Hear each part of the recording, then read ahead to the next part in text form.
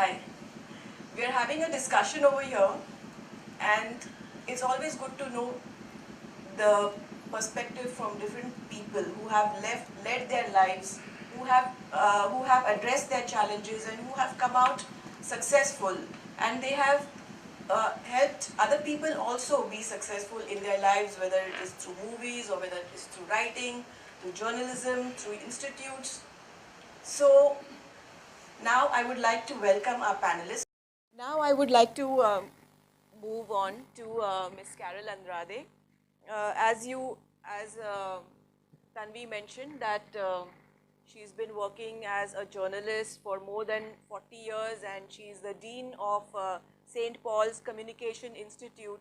So, Carol, today I would like to ask you about communication skills, uh, so that relationships become better. More often, I've seen that people are not able to communicate properly. What they think they want to say, what they say, and what the person in front of them perceives is totally different. So there is always a gap in between what you're intending to say and what the person perceives. So as a communication expert, what are the basic essentials of communicating the right message to the other person, whether it is through body language, written language, or sign language, or any language? First, I have to thank you, Leena, for calling me here today and making me think about something that for us is as native and as natural as breathing. All of us as journalists, we are supposed to be communicators first and foremost. Because what do journalists do? They collect information. They're information collectors. While they have the information with them, it's information. What do they require for this information to turn into news? They need to share it. Have you thought about that? But coming here today, I began to think of all these things, and then Leena asked how it is, or how I teach journalists to communicate. And the truth is, it's difficult. It shouldn't be. In fact, it should be the basic qualification, the fundamental principle which enables you to say, I want to be a journalist. Unfortunately, in this age, where we are so ruled by technology, where our cell phones are our gods, they are the gods that we carry around with us day and night. At night, they are under your pillows, the way we used to keep rosaries or, beads in the past. Now you keep your cell phone. That's the first thing you turn to. And this is a huge communication tool. And at the same time, we have really become bad communicators. So even for journalists who come into journalism, or as students they join a media school like mine, you need to teach them fundamental things. For instance, I still get letters that they send me. Letters means email. And the first word they say is hello, as if they are my equals, which they are not. First, they will say hello. They don't know how to write. They don't know how to address people. They have forgotten about dear ma'am. I always tell them, why is it so difficult for you to remember who you are speaking to?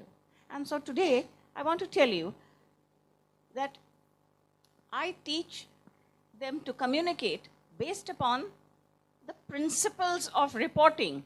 And many of you have probably heard of it. What are the 5 principles of reporting? 6 principles, actually. It's the 5 W's and 1 H. You all must have heard of it.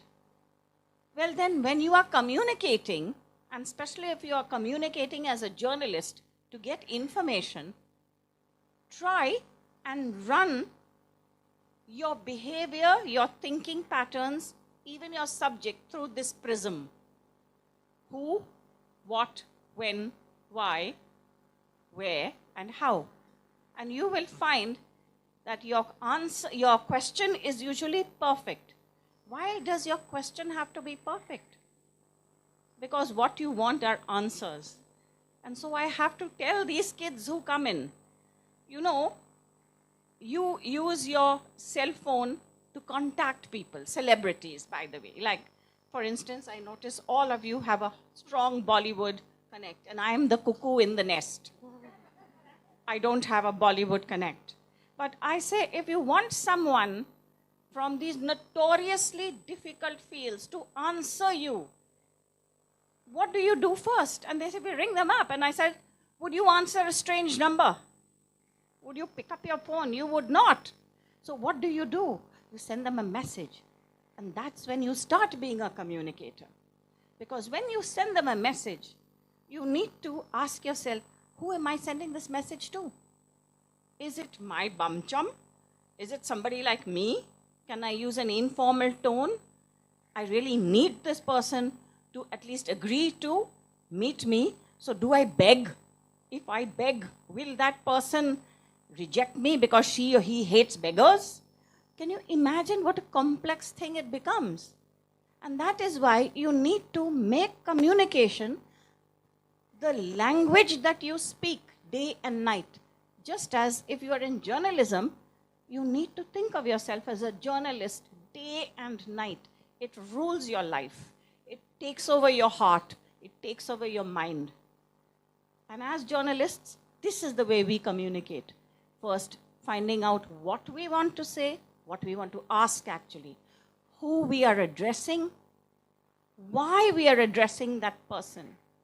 You're going to ask, where does the where come in? Certainly it does. Morning and night, your tone changes. Where it does, where are you actually accosting this person, if you are accosting the person? Is it after, if you are going to talk about a tragedy, is it after, long after the tragedy? Have you given that person time to recover? Are you a doorstepper? Are you a stalker? All these things become very, very important. But basically, as journalists, they have to learn how to communicate, and all their communication is based upon fundamentals of journalism, which, as I pointed out to you, are very easy to remember. If you just remember 5 W's and 1 H. For the how, I use the principle of body language. How you ask the question. If you're asking it face to face, your body language becomes very important, but even more important is the body language of your subject. That is more important because remember, as a journalist, although what you see around you is very different. You know, here we have journalists who are big stars, who have taken over the country, who are running the country, who are asking for answers much more than anybody else is. But it's actually old style, classical journalism is when the journalists fade away and the only person who is there is your subject. Carol, I wanted to ask you supposing on a one-on-one relationship is, like I said, I'm trying to say something to the person in front of me, and I think I've said those things, but the person does not understand or obviously has not heard those things. So in that, how do you bridge the gap? Like how clear should you be in your communication? Professionally, I would be very direct. But I think that what you are talking about is a one-on-one in a complex situation, right? Not necessarily a complex situation. I would actually stop talking about the subject at hand. Okay. Because what is important is that you get the holistic feel of that person. Okay. And what you need to do is find out common ground. Okay. Before you do anything else, if you find that common ground, then you have a redisposition of the person towards you. You haven't been getting the kind of answers you want, then you have to leave that question behind, leave the subject behind. Show that you think the person is more important than the subject. Okay. And then there are a million ways to do that. Right. You know, but you really have to forget yourself. Okay. I keep telling students who come in, when you are talking, you forget yourself. Please remember, this is not a Republic television debate or a Times Now debate. It is real life. And you are the beggar here. You want information. These are the people who are going to give you their khazana of information. They're also in a position to shut it down. So you'd better learn how to beg with dignity.